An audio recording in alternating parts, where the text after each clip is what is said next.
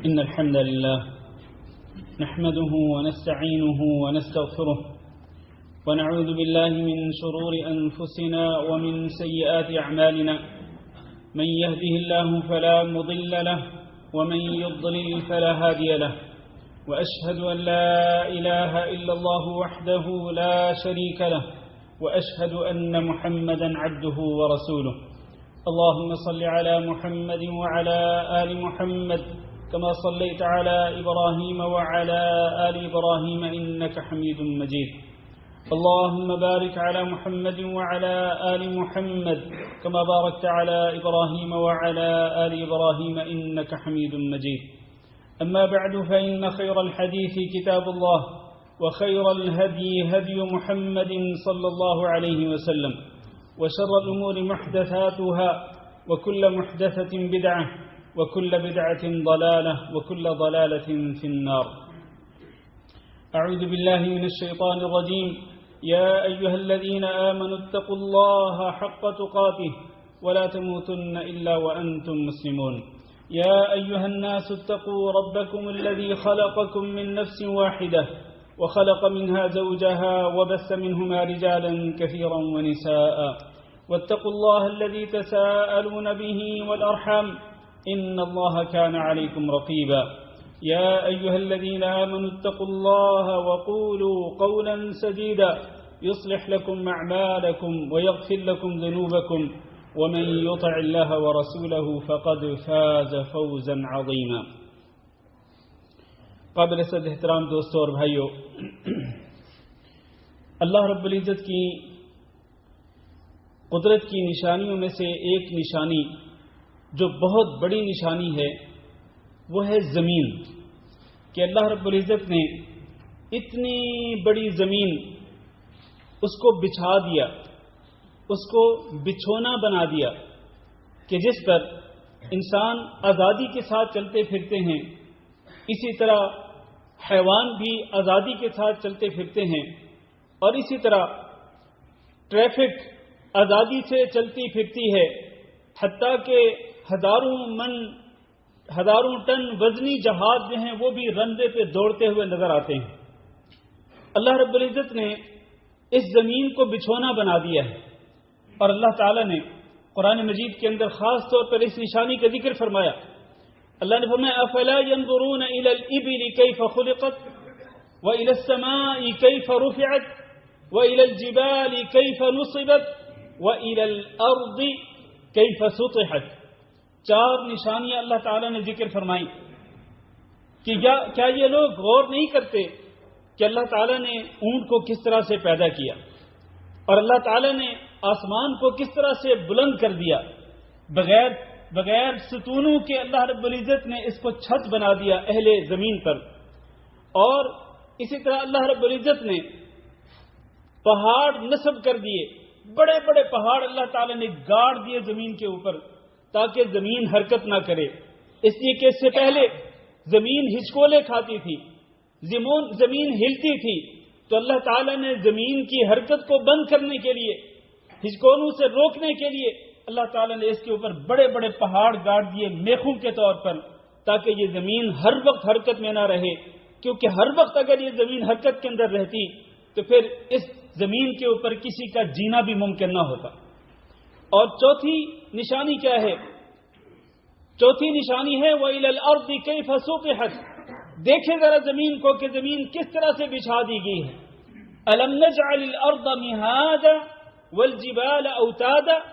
کیا ہم نے زمین کو بچھونا نہیں بنایا، اور کیا ہم نے ان پہاڑوں کو زمین کے اوپر میخوں کے طور پر نہیں گاڑ دیا؟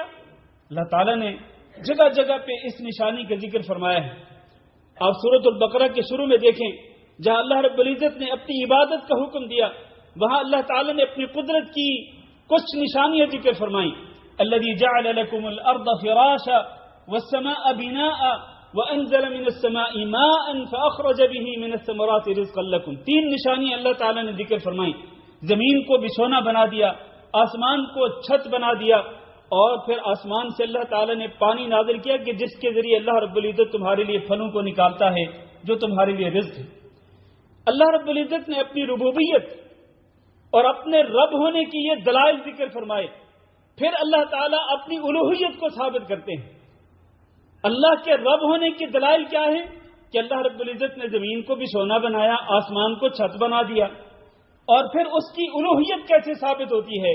کہ جو اللہ اکیلا ہے اس زمین کو پیدا کرنے میں اور اس زمین کے پورے نظام کو چلانے میں، اور جو اللہ آسمان کو چھت بنانے میں اکیلا ہے، وہی اللہ اکیلا معبود برحق ہے، اس کے سوا اس کے ساتھ کوئی شریک نہیں، اور وہ اکیلا ہی معبود برحق ہے، کوئی اور معبود نہیں ہو سکتا ہے۔ اسی لیے اللہ تعالیٰ نے یہ نشانیاں ذکر کرنے کے بعد فرمایا فَلَا تَجْعَلُوا لِلَّهِ أَنْدَادًا وَأَنْتُمْ تَعْلَمُونَ، لہذا تم اللہ رب العزت کے لیے شریک نہ بناؤ۔ میرے بھائیو، اسی طرح اللہ تعالیٰ نے ایک اور جگہ پر ارشاد فرمایا أَمَّنْ جَعَلَ الْأَرْضَ قَرَارًا وَجَعَلَ خِلَالَهَا أَنْهَارًا وَجَعَلَ لَهَا رَوَاسِيَ وَجَعَلَ بَيْنَ الْبَحْرَيْنِ حَاجِزًا أَإِلَٰهٌ مَّعَ اللَّهِ، کیا وہ جس نے زمین کو رہنے کی جگہ بنا دیا، قرار رہنے کی جگہ بنا دیا، جہاں انسان بھی رہتے ہیں، حیوانات بھی رہتے ہیں، اور جہاں اللہ رب العزت کی دیگر مخلوقات رہتی ہیں، یہ رہنے کی جگہ ہے، اور پھر اسی زمین کے اندر اللہ رب العزت نے نہریں چلا دی، اور اللہ رب العزت نے اور کئی نشانیاں ذکر کرنے کے بعد فرمایا کہ الہ مع اللہ، کیا اللہ کے ساتھ کوئی اور بھی الہ ہو سکتا ہے؟ جس کا معنی یہ ہے کہ اللہ اگر اپنی ربوبیت میں، اپنی کائنات کو پیدا کرنے میں اکیلا ہے، تو اسی طرح عبادت میں بھی اکیلا ہے، وہ اکیلا عبادات کا مستحق ہے، اس کے ساتھ اس کا کوئی شریک نہیں ہے۔ میرے بھائیو، یہی جو زمین ہے جو رہنے کی جگہ ہے، اور جہاں پر یہ جو زمین ہے یہ اللہ رب العزت نے ایسی بنا دی ہے کہ جہاں انسان بے شمار تعداد کے اندر رہتے رہے ہیں اور رہ رہے ہیں اور رہتے رہیں گے، اربوں کی تعداد میں، حضرت آدم علیہ السلام سے لے کر اب تک اور اب سے لے کے قیامت تک اربوں کی تعداد میں انسان آئے، زندہ رہے، پھر مرتے رہے، زمین زندوں کو بھی سمیٹتی رہی اپنے اوپر، اور زمین مردوں کو بھی اپنے اندر سمیٹ لیتی ہے۔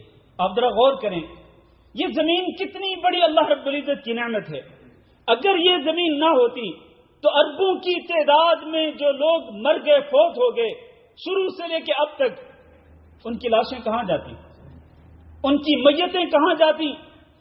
ظاہر ہے کہ میتوں کو زمین کے اندر دفن کیا جاتا ہے، زمین ان میتوں اور ان مردوں کے تعفن سے پاک ہو جاتی ہے۔ اگر ان مردوں کو دفن کرنے کے لیے کوئی جگہ نہ ہوتی تو انسانوں کا اس زمین پہ زندہ رہنا ہی ممکن نہ ہوتا۔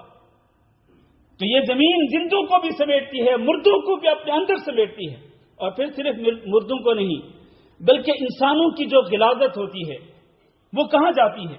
وہ بھی تو زمین کے اندر ہی جاتی ہے۔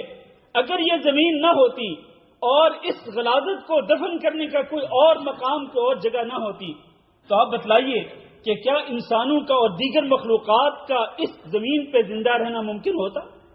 ہرگز نہ ہوتا۔ اس لیے اللہ رب العزت کی یہ بہت بڑی نعمت ہے۔ لیکن میرے بھائیوں، نعمت کے ساتھ ساتھ یہ زمین کبھی کبھی اللہ رب العزت کے حکم کے مطابق حرکت میں آتی ہے، اور زمین کے اندر بھونچال بپا ہوتا ہے، زمین کے اندر زلزلہ بپا ہوتا ہے، اور اس کی وجہ سے پھر کیا ہوتا ہے؟ اس کی وجہ سے بے شمار نقصانات ہوتے ہیں۔ ابھی ترکی میں اور ملک شام کے اندر جو زلزلہ آیا 4-5 دن پہلے، وہ اس قدر تباہ کن زلزلہ تھا، اس قدر تباہ کن زلزلہ تھا کہ جس کی مثال بہت کم ملتی ہے۔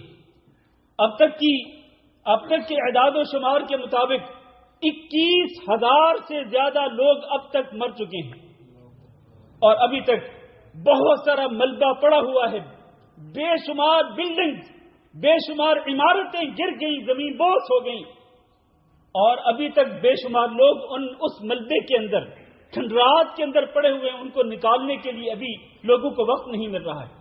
نہیں معلوم یہ تعداد کہاں تک پہنچے گی۔ ابھی فی الحال 1,000 تک پہنچی۔ آپ ذرا سوچیں، کتنی فیملیز، خاندانوں کے خاندان گزر گئے، کتنی عورتیں بیوہ ہو گئی، کتنے بچے یتیم ہو گئے، ان کے ماں باپ اس دنیا سے چلے گئے، اور کتنے ماں باپ اپنی اولاد سے محروم ہو گئے اور اربوں ڈالرز کا نقصان ہوا. یہ کیسے ہو گیا؟ میرے بھائیوں، یہی زمین جو کہ جائے قرار ہے، رہنے کی جگہ ہے، یہ اللہ کے حکم کی پابند ہے. اللہ رب العزت اس کو چاہے تو اس کو حکم دیتا ہے اور اس کے اندر بھونچال برپا کرتا ہے، جس کی وجہ سے پھر زلزلہ برپا ہوتا ہے اور پھر بے شمار نقصانات ہوتے ہیں. یہ زلزلہ اور یہ زلزلوں کا زیادہ آنا یہ قیامت کی نشانیوں میں سے ایک نشانی ہے. نبی کریم صلی اللہ علیہ وسلم نے ارشاد فرمایا، جیسے کہ صحیح بخاری میں حدیث ہے، حضرت ابو ہریرہ رضی اللہ تعالیٰ عنہ سے حدیث کے راوی ہیں، آپ نے فرمایا لا تقوم الساعة حتى يقبض العلم وتكثر الزلازل. قیامت قائم نہیں ہوگی یہاں تک کہ علم کو قبض کے اٹھا لیا جائے گا. علم سے مراد قرآن و حدیث کا علم ہے کہ اس کو اٹھا لیا جائے گا. وتكثر الزلازل، اور زلزلے بہت زیادہ آئیں گے. حتیٰ کہ اہل علم نے لکھا ہے کہ ایک سال میں 10 لاکھ مرتبہ زلزلے آئیں گے. ایک سال کے اندر 10 لاکھ مرتبہ زلزلے آئیں گے. اور ابھی آپ دیکھیں تھوڑے تھوڑے وقفے کے بعد کبھی کسی ملک میں زلزلہ آتا ہے، کبھی کسی ملک میں زلزلہ آتا ہے، کبھی بہت ہی شدید قسم کا ہوتا ہے، کبھی درمیانے درجے کا ہوتا ہے، کبھی ہلکے درجے کا ہوتا ہے. لیکن یہ وقفے سے یہ زلزلے آتے رہتے ہیں. کبھی نقصانات زیادہ ہوتے ہیں اور کبھی نقصانات کم ہوتے ہیں، کبھی نقصانات نہیں بھی ہوتے ہیں، لیکن زلزلے چل رہے ہیں. وہ تک صورت زلازل، قیامت کی نشانیوں میں سے ایک نشانی کے زلزلے بہت زیادہ آئیں گے. وہ تقارب الزمان، اور زمانہ یعنی وقت قریب ہو جائے گا کہ وقت جو ہے وہ بڑی تیزی کے ساتھ گزرتا ہوا نظر آئے گا. وتظہر الفتن، فتنے ظاہر ہو جائیں گے. ویکثر الحرج وهو القتل، اور پھر قتل بہت زیادہ ہوگا، یعنی لوگ جو ہیں وہ اپنی جانوں سے ہاتھ دھو بیٹھیں گے. حتی یکثر فیکم المال فیفیض، اور ایک نشانی یہ بھی کہ تم میں مال بہت زیادہ ہو جائے گا اور زکوٰۃ اور صدقات کو قبول کرنے والا کوئی نہیں ملے گا. یہ نشانی بھی آگے آنی ہے. میرے بھائیوں، تو قیامت کی نشانیوں میں سے ایک نشانی ہے یہ زلزلوں کا وقوع ہونا. تو یہ زلزلے جو آتے ہیں، اصل میں ان زلزلوں کا سبب کیا ہے؟ آج یہ سائنسی دور ہے. سائنس کی دنیا میں لوگ اس کے اسباب بے شمار ذکر کرتے ہیں. وہ دنیاوی اور مادی اسباب ہو بھی سکتے ہیں، ہم ان اسباب سے انکاری نہیں، لیکن حقیقت میں ان زلزلوں کا اصل سبب کیا ہے؟ جو اصل مرکزی سبب ہے وہ کیا ہے؟ وہ یہ ہے کہ اللہ رب العزت نے قرآن مجید میں ارشاد فرمایا وَمَا أَصَابَكُم مِّن مُّصِيبَةٍ فَبِمَا كَسَبَتْ أَيْدِيكُم. جو بھی مصیبت آتی ہے وہ تمہارے اپنے کرتوتوں کی وجہ سے آتی ہے. أَوَلَمَّا أَصَابَتْكُم مُّصِيبَةٌ قَدْ أَصَبْتُم مِّثْلَيْهَا قُلْتُمْ أَنَّىٰ هَٰذَا قُلْ هُوَ مِنْ عِندِ أَنفُسِكُمْ. یہ جنگ احد کے اندر جو نقصان ہوا صحابہ کرام کا کہ 70 صحابہ کرام شہید ہو گئے اور رسول اکرم صلی اللہ علیہ وسلم کے دندان مبارک شہید ہوئے. نبی کریم صلی اللہ علیہ وسلم کا چہرہ انور زخمی ہوا، حتیٰ کہ خون بہنے لگا. مسلمان کہنے لگے کہ انا ہاذا، یہ مصیبت کہاں سے آ گئی؟ اتنا بڑا نقصان کیوں ہو گیا؟ اللہ نے جواب دیا اس کے قل ہوا من عند انفسکم. یہ مصیبت تمہارے اوپر تمہاری اپنی وجہ سے آئی ہے. تمہاری ڈیوٹی لگی تھی، تم میں سے کچھ لوگوں کی ڈیوٹی لگی تھی ایک پہاڑی پر کہ تم نے یہاں رکنا ہے اور اس جگہ کو نہیں چھوڑنا، لیکن تم نے چھوڑ دیا. تم میں سے زیادہ تر لوگوں نے اس جگہ کو چھوڑ دیا. تمہاری اپنی نافرمانی کی وجہ سے، غلطی کی وجہ سے اتنی بڑی مصیبت آئی. من عند انفسکم. آج یہ جو زلزلے آتے ہیں اور یہ بڑی بڑی مصیبتیں آتی ہیں جس سے بے شمار نقصانات ہوتے ہیں، یہ ہم انسانوں کے اپنے گناہوں کی وجہ سے، ہم خود اس قسم کی مصیبتوں کے ذمہ دار ہیں. اللہ تعالیٰ نے قرآن مجید میں ارشاد فرمایا ظہر الفساد فی البر والبحر بما کسبت ایدی الناس لیذیقہم بعض الذی عملوا لعلہم یرجعون. یہ جو بر و بحر کے اندر جو فساد نظر آ رہا ہے اور یہ جو بگاڑ اور یہ جو خرابی نظر آ رہی ہے، یہ مصیبتیں، یہ زلزلے، یہ سیلاب اور یہ بڑی بڑی مصیبتیں کیوں ہیں؟ بما کسبت ایدی الناس، یہ خود لوگوں کے اپنے کرتوتوں کی وجہ سے.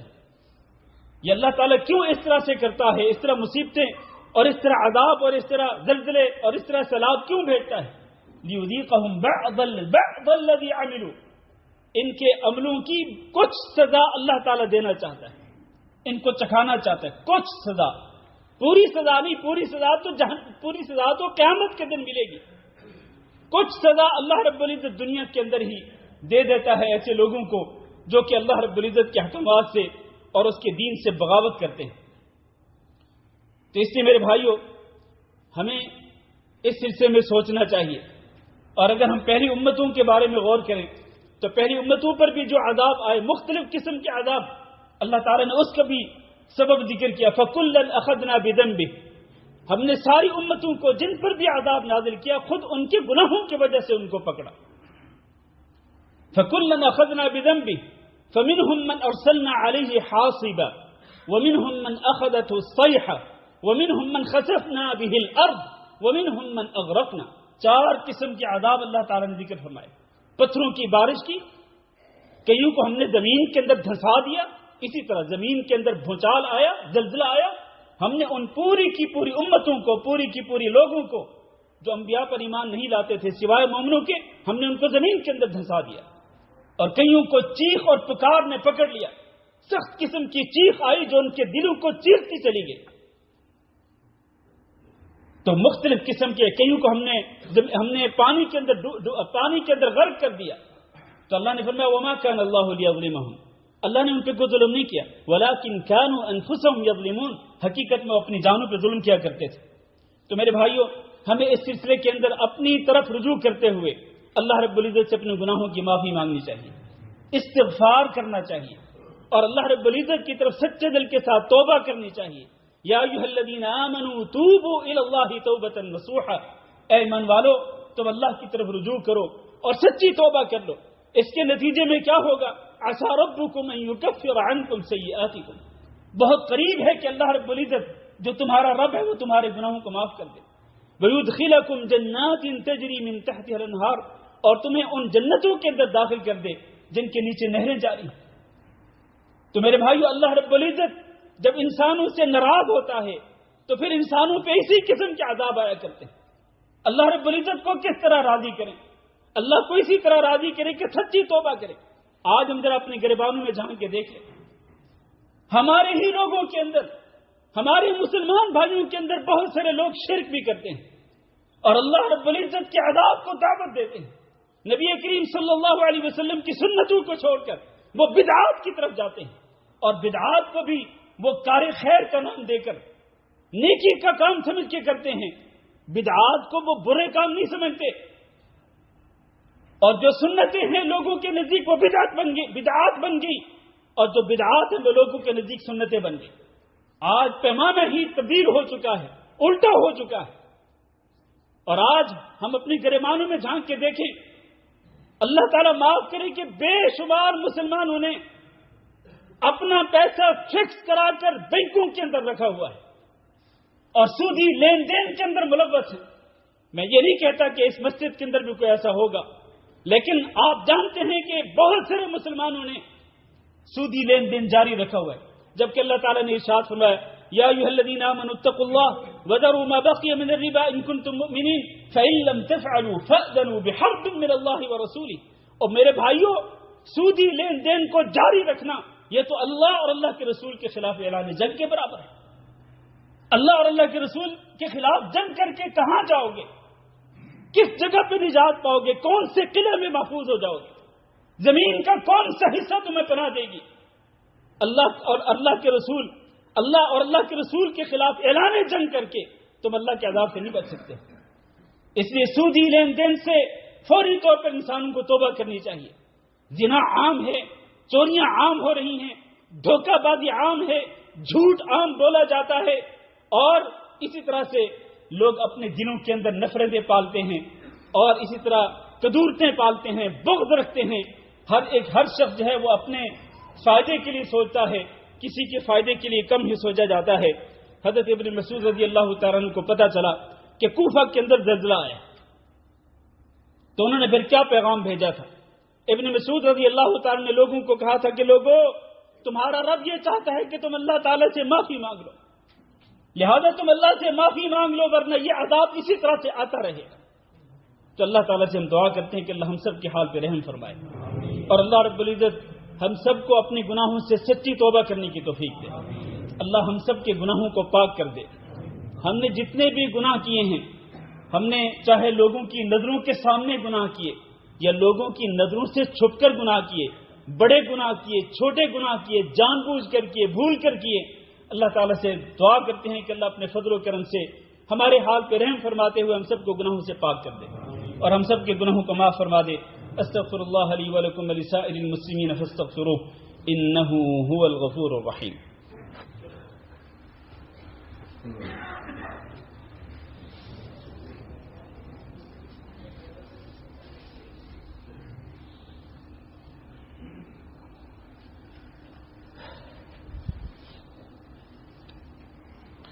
إن الحمد لله نحمده ونستعينه ونستغفره ونعوذ بالله من شرور أنفسنا ومن سيئات أعمالنا من يهده الله فلا مضل له ومن يضلل فلا هادي له وأشهد أن لا إله إلا الله وحده لا شريك له وأشهد أن محمدا عبده ورسوله اللهم صل على محمد وعلى آل محمد كما صليت على إبراهيم وعلى آل إبراهيم إنك حميد مجيد اللهم بارك على محمد وعلى آل محمد كما باركت على إبراهيم وعلى آل إبراهيم إنك حميد مجيد أما بعد میرے عزیز بھائیو اور دوستو، ابھی پچھلے خطبہ جمعہ میں پہلے خطبہ جمعہ میں نے جو گفتگو کی ہے اسی کے حوالے سے ایک اور بات جو اسی سے جڑی ہوئی ہے وہ یہ ہے کہ جب اس قسم کا زلزلہ آتا ہے یا اللہ رب العزت کی طرف سے کوئی بھی عذاب آتا ہے تو وہ حقیقت میں کافروں کے لیے عذاب ہوتا ہے، لیکن اہل ایمان کے لیے ان کے گناہوں کا کفارہ ہوتا ہے۔ یہ میں نے بہت بڑی بات کی ہے میرے عزیز بھائیوں۔ یہ عذاب کن کے حوالے سے؟ کافروں کے لیے ہوتا ہے، لیکن یہ اہل ایمان جو کہ اللہ رب العزت کی توحید کو ماننے والے ہوتے ہیں اور اللہ رب العزت کی توحید کا پرچار کرنے والے ہوتے ہیں، ان کے دامن شرک سے پاک ہوتے ہیں، تو ایسے لوگوں کے لیے ایسا ہی جو عذاب آتا ہے، چاہے وہ سیلاب کی شکل میں آئے، چاہے وہ زلزلے کی شکل میں آئے، کسی اور شکل میں کوئی مصیبت آئے، تو یہ جو مصیبت ہوتی ہے یہ اہل ایمان کے گناہوں کا کفارہ بن جاتی ہے۔ نبی کریم صلی اللہ علیہ وسلم نے ارشاد فرمایا کہ زمین میں جب برائی پھیل جاتی ہے تو اللہ رب العزت اہل زمین پر اپنا عذاب بھیجتا ہے۔ حضرت عائشہ رضی اللہ تعالیٰ عنہ نے کہا، اللہ کے رسول، اہل زمین پر تو کچھ لوگ صالح بھی ہوتے ہیں، نیک لوگ بھی ہوتے ہیں، لیکن جب اس قسم کا اللہ کا عذاب آتا ہے تو اس میں تو سارے مارے جاتے ہیں، جو برے لوگ ہوتے ہیں وہ بھی اور جو نیک لوگ ہوتے ہیں وہ بھی اسی کا شکار ہو جاتے ہیں۔ تو رسول اکرم صلی اللہ علیہ وسلم نے فرمایا کہ ہاں بالکل ایسے ہی ہوتا ہے، لیکن پھر اس کے بعد وہ اللہ رب العزت کی رحمت کی طرف منتقل ہو جاتے ہیں۔ دنیا میں وہ اس قسم کی آزمائشوں کا شکار ہوتے ہیں، مصیبتوں کا شکار ہوتے ہیں، اور جو برے لوگوں پر اللہ کی طرف سے عذاب آتا ہے وہ بھی اس کے شکار تو ہوتے ہیں، لیکن اس کے بعد وہ اللہ رب العزت کی رحمت کی طرف چلے جاتے ہیں۔ نبی کریم صلی اللہ علیہ وسلم نے ارشاد فرمایا، امتی امت مرحومہ لیس علیہا عذاب فی الآخرہ، میری امت جو میری دعوت کو قبول کرنے والی ہے۔ اور آپ کو معلوم ہے کہ نبی کریم صلی اللہ علیہ وسلم کی جو پہلی دعوت تھی وہ دعوت توحید تھی، تو آپ نے فرمایا کہ میری دعوت توحید کو قبول کرنے والی جو امت ہے وہ ایسی امت ہے کہ جس پر اللہ رب العزت کی رحمت نازل ہوتی ہے، اور اس کا جو عذاب ہے وہ دنیا کے اندر اس پر آخرت میں کوئی عذاب نہیں، لیکن دنیا کے اندر اگر اس کے گناہوں کی وجہ سے اس پر کوئی عذاب آئے گا تو وہ فتنوں کی شکل میں آئے گا، زلزلوں کی شکل میں آئے گا اور قتل عام کی شکل میں آئے گا۔ اسی طرح رسول اکرم صلی اللہ علیہ وسلم نے فرمایا، الشہداء خمسۃ، کہ شہید 5 قسم کے ہوتے ہیں۔ المطعون، ایک وہ جو کہ طاعون کی بیماری کا عام وبا کا شکار ہو جائے، اور والمبتول، جو پیٹ کی بیماری کا شکار ہو کر فوت ہو جائے، اور اسی طرح والغرق، جو پانی کے اندر ڈوب کر مر جائے، غرق ہو کر مر جائے، اور اسی طرح وصاحب الہدم، جس پر دیوار گر جائے یا جس پر کوئی بلڈنگ گر جائے، کوئی گھر گر جائے اور وہ مر جائے، تو وہ بھی رسول اکرم صلی اللہ علیہ وسلم نے شہیدوں میں شمار کیا۔ والشہید فی سبیل اللہ، اور اسی طرح اللہ کے راستے میں لڑتے ہوئے جو شخص مارا جاتا ہے تو وہ بھی شہید شمار ہوتا ہے۔ میرے عزیز بھائیوں، یہاں بس ایک نقطہ جو ہے وہ قابل غور ہے، اس طرح کی جس طرح زلزلے آتے ہیں، سیلاب آتے ہیں مختلف موقعوں پر، اللہ رب العزت اپنے بندوں کو ڈرانے کے لیے بھیجتا ہے۔ وَمَا نُرْسِلُ بِالْآيَاتِ إِلَّا تَخْوِيفًا، یہ اللہ کی نشانیاں ہیں جو اللہ رب العزت لوگوں کو ڈرانے کے لیے بھیجتا ہے۔ تو لہذا ہمیں اس قسم کے واقعات کو دیکھ کر، اور سوشل میڈیا پہ یہ زلزلے کے جو کلپس ہیں وہ بہت زیادہ پھیلے ہوئے ہیں، انسان جب ان کلپس کو دیکھتا ہے، لوگوں کی بے بسی کو دیکھتا ہے، لوگوں کے نقصانات کا جائزہ لیتا ہے، تو اس کے دل میں خوف پیدا ہونا چاہیے کہ کہیں ایسا نہ ہو کہ اللہ رب العزت مجھے بھی اسی قسم کے عذاب میں مبتلا کر دے۔ اللہ تعالیٰ سے دعا کرتے ہیں کہ جو ہمارے مسلمان بھائی اس زلزلے کی وجہ سے فوت ہوئے، اللہ تعالیٰ ان کو شہداء کے درجے تک پہنچائے، ان کی موت کو اللہ رب العزت شہید کی موت بنائے، اور ان میں جو گنہگار تھے اللہ رب العزت اس مصیبت کو ان کے گناہوں کا کفارہ بنا دے، اور اللہ رب العزت پوری امت مسلمہ کی حفاظت فرمائے، اس ملک کی بھی اور اسی طرح تمام بلاد اسلامیہ کے اللہ تعالیٰ حفاظت فرمائے۔ رسول اکرم صلی اللہ علیہ وسلم یہ زلزلے سے اور اسی طرح اگر کسی چیز کے گرنے کی وجہ سے موت آئے تو اللہ کے نبی صلی اللہ علیہ وسلم اس سے بھی پناہ طلب کیا کرتے تھے۔ ہم اللہ تعالیٰ سے پناہ طلب کرتے ہیں کہ اللہ اپنی پناہ میں رکھے اور ہر قسم کی مصیبت سے، ہر قسم کے شر اور فتنے سے ہم سب کو محفوظ رکھے۔ اللہم اغفر لنا وللمؤمنین والمؤمنات وللمسلمین والمسلمات الاحیاء منهم والاموات۔ اللهم إنا نسألك العفو والعافية والمعافاة الدائمة في الدنيا والآخرة. اللهم إنا نسألك رضاك والجنة ونعوذ بك من سخطك والنار. اللهم فرج هم المهمومين ونفس كرب المكروبين واقض الدين عن المدينين واشف مرضانا ومرضى المسلمين. اللهم آمنا في أوطاننا واجعل هذا البلد آمنا مطمئنا وسائر بلاد المسلمين. عباد الله، إن الله يأمر بالعدل والإحسان وإيتاء ذي القربى وينهى عن الفحشاء والمنكر والبغي يعظكم لعلكم تذكرون. سبحان ربك رب العزة عما يصفون وسلام على المرسلين والحمد لله رب العالمين.